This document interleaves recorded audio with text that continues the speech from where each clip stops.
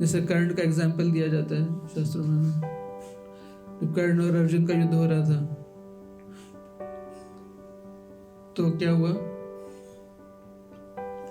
वैसे तो कई बार युद्ध हो चुका था महाभारत की लड़ाई में, कई बार कर्ण और अर्जुन का आमना सामना हुआ। तो शुरू में तो अर्जुन जीता हर बार, लेकिन लास्ट एक जो युद्ध हो रहा था, फाइनल बैटल जो था, ग्रैंड फाइनल जो मैच था, उसमें जो है कर्ण थोड़ा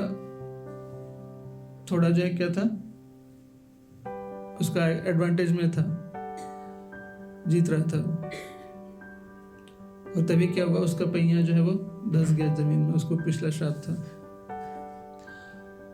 और जब फिर पहिया को निकालने के लिए उतरा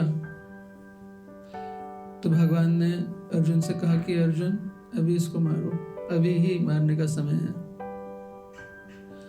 तो कर्ण ने देखा कि अरे अब तो मैं मरने वाला हूँ, अब तो अर्जुन मुझे मारने वाला है।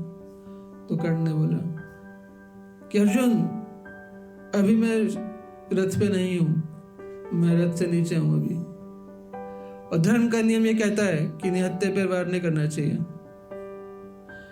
ये नियम है कि जो रथ पे है वो रथ वाले व्यक्ति से युद्ध करेगा। तुम तो धार्मिक हो, है कि नहीं?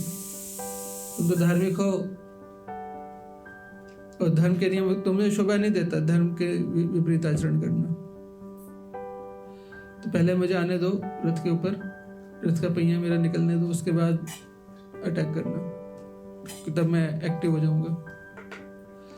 तो अर्जुन ने भी बोला हाँ बात तो सही है, सही बात है, धर्म के अनुसार हमें आचरण करना चाहिए।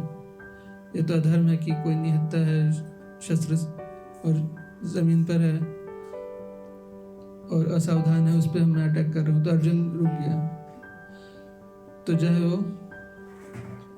कृष्ण ने अर्जुन को बोला, अर्जुन तुम्हारा दिमाग खराब है, अभी इसको मारो, अभी मरेगा ये, अभी इसको मारना पड़ेगा। तो कर्ण ने कृष्ण को भी ज्ञान दिया वहाँ पर, मतलब कि कृष्ण आप ऐसा कह रहे हो, अधर्म है ये। तो कृष्ण ने बोला कि अधर्म तुम्हें याद नहीं आया, जब तुमने अधर्म कितना किया वो याद नहीं आया तुम्हें। तुमने जो है वो पांडवों को जब लक्षागृह में जलाने का प्रयास किया गया, श्री जगन्नाथ बलदेव सुभद्रा सुदर्शन की जय। जब पांडवों को लक्षागृह में जलाकर मारने का प्रयास किया गया तो साजिश में कर्ण भी शामिल था। हालांकि बी.आर. चोपड़ा जी ने ये नहीं दिखाया, बी.आर. चोपड़ा जी ने दिखाया कि कर्ण जो है बड़ा दुखी था और कुल्हाड़ी उससे पेड़ तोड़ रहा था, उसके हाथ में जो है वो खून आ गया, इतना वो तो ये सब फर्जी लोग हैं। तो उस समय उस साजिश में कर्ण भी शामिल था। एक साजिश जो पांडवों के खिलाफ हुई, उस साजिश का हिस्सा कर्ण था। तब उसको धर्म याद नहीं आया, तब उसने दुर्योधन को नहीं रोका कि अरे दुर्योधन अधर्म हम कर रहे हैं। तब पांडव क्या हथियार थे उनके हाथ में, वो तो सोते हुए मारने का प्रयास किया था, तब उसको ध्यान नहीं आया। और उसके बाद जो है वो, उसके बाद क्या हुआ था, द्रौपदी चिरहरण हुआ। तो द्रौपदी चिरहरण का आइडिया भी कर्ण ने दिया था, दुर्योधन तो इतना बुद्धि नहीं था उसमें, कर्ण ने आइडिया दिया था। तो दोस्ती यारी के चक्कर में लोग ऐसा आइडिया लगाते हैं। वैसे व्यक्ति नॉर्मल भी होता है तो लगता है क्या मेरा दुष्ट दोस्त है वो कैसे प्लीज होगा। कई बार हमने देखा है कुछ यूथ जो सीधे साधे होते हैं, वो अपने जो है वो गलत संगति में पड़े रहते हैं, दोस्त उनके गाली देते हैं, तो यूथ को लगता है कई बार कि यार मेरे दोस्तों के बीच मेरी बेइज्जती हो रही है कि मैं गाली नहीं देता हूँ, तो दिखाने के लिए और ज़्यादा गालियाँ सीख के जाते हैं और दोस्तों को इम्प्रेस करने के चक्कर में और ज़्यादा वो ऐसी गलत हरकतें करते हैं। ऐसा होता है कहीं भी। तो कहने का मतलब है कि उस ऐसे दिखाने के लिए कि कैसे दुष्टों को मैं कैसे संतुष्ट करूं, और ज़्यादा दुष्टता दिखाएगा व्यक्ति। ऐसा अच्छा व्यक्ति के साथ ऐसा हो जाता है कई बार। तो कर्ण जो है, कर्ण ने आइडिया दिया इस तरह के कई सारे आइडिया दिए। और अभिमन्यु को, लेटेस्ट जो था, अभिमन्यु को जो है वो 7 लोगों ने मिलके अटैक किया उस पर, क्योंकि सबके सब महारथी थे। तब उसको ध्यान नहीं आया ये बात कि अरे हम अधर्म कर रहे हैं जी, ये तो गलत है। तब ध्यान नहीं आया। जब खुद पे आई तब एकदम बेचारे बन जाओ कि अरे प्रभु ऐसा वैसा। तो भगवान ने कहा अर्जुन इसको अभी मारो।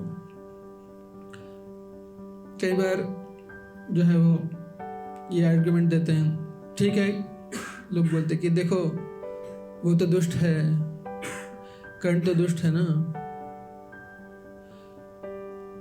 वो तो अधर्म के पक्ष में है, या रावण या इस तरह के लोग। दुष्टों को दुष्टता करने की पूरी छूट है, लेकिन दुष्टों को दमन करने के लिए जो सज्जन है वो बिल्कुल ईमानदारी से लड़े, ऐसी उम्मीद की जाती है। मूर्ख लोग ही ऐसी उम्मीद करते हैं। मतलब अर्जुन क्योंकि धर्मात्मा है, वो नियम ना तोड़े, वो मार खाता रहे। और कर्ण जो है जब मौका मिलेगा वो उसको मार देगा, उसको फर्क नहीं पड़ेगा। तो भगवान ये दिखाना चाहते हैं कि जो दुष्ट है, जो दूसरों के साथ दुष्टता करेगा, उसके साथ भी दुष्टता करूंगा मैं, भगवान करेंगे। वैष्णव तो दुष्टता नहीं करते हैं जनरली। वैष्णव लोग जो है वो बदला की भावना से ग्रसित नहीं होते हैं। लेकिन भगवान जो है, भगवान तो धर्म, साक्षात धर्म मूर्ति हैं। धर्मम तो साक्षात भगवत प्रणीतम, साक्षात धर्म है भगवान। भगवान का बताया हुआ मार्ग ही धर्म है। तो भगवान ये सुनिश्चित करते हैं कि जो अन्याय कर रहा है उसके साथ अन्याय हो, यही उसकी सजा है। तो वैष्णव हालांकि थोड़ा दया की भीख मांगते हैं कि नहीं, क्षमा कर दीजिए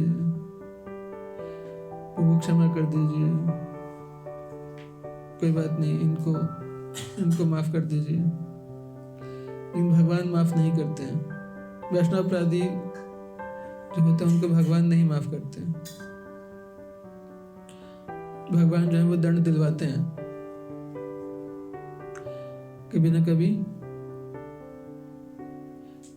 भगवान दंड दिलवाते ही हैं। वैष्णव अपराधी को भी दंड दिलवाते हैं। हालांकि उतना बुरी तरीके से डिपेंड करता है किस लेवल का अपराध है, लेकिन दंड जो है वो दिलवाते हैं, जरूर भगवान भी दिलवाते हैं।